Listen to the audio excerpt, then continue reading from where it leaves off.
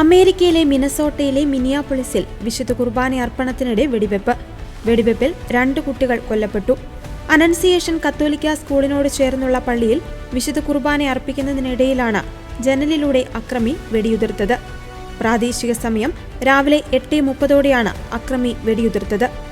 8ഉം 10ഉം വയസ്സും പ്രായമുള്ള 2 കുട്ടികൾ കൊല്ലപ്പെട്ടതായും 14 കുട്ടികളും 4 മുതിർന്നവർക്കും ഉൾപ്പെടെ 18 പേർക്ക് പരിക്കേറ്റതായും പോലീസ് മേധാവി ബ്രയാൻ ഒഹാര മാധ്യമങ്ങൾക്ക് നൽകിയ പ്രസ്താവനയിൽ പറഞ്ഞു. പരിക്കേറ്റ നിരവധി വിദ്യാർത്ഥികളെ ആശുപത്രിയിലേക്ക് മാറ്റി.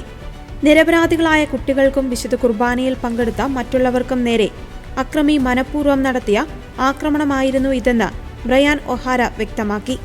വെടിവെച്ചയാൾ റോബർട്ട് വെസ്റ്റ്മാൻ എന്നു പേരുള്ള 22 വയസ്സ് പ്രായമുള്ള ട്രാൻസ്ജെൻഡർ ആണെന്നും ഇയാളുടെ തോക്കിൽ കുട്ടികൾക്കായി നിങ്ങളുടെ ദൈവം എവിടെ, ഡൊണാൾഡ് ട്രംപിനെ കൊല്ലുക എന്നീ വാക്കുകൾ എഴുതിവെച്ചതായും US homeland security secretary Kristi Noem പറഞ്ഞു. 3 തോക്കുകൾ ഉപയോഗിച്ചായിരുന്നു ആക്രമണമെന്നും വെളിപ്പെടുത്തലുണ്ട്. ആക്രമണത്തിന് പിന്നിലെ കാരണം വ്യക്തമല്ല. വെടിവെപ്പിന് ശേഷം അക്രമി ജീവനൊടുക്കിയെന്നാണ് പുറത്തുവരുന്ന റിപ്പോർട്ട്.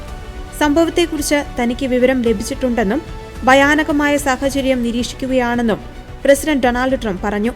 മിനിയാപോളിസിൽ 24 മണിക്കൂറിനുള്ളിൽ നടക്കുന്ന 4ാമത്തെ വെടിവെപ്പാണിത്. സംഭവത്തിൽ ലിയോ 14 പാപ്പ അനുശോചനം അറിയിച്ചു.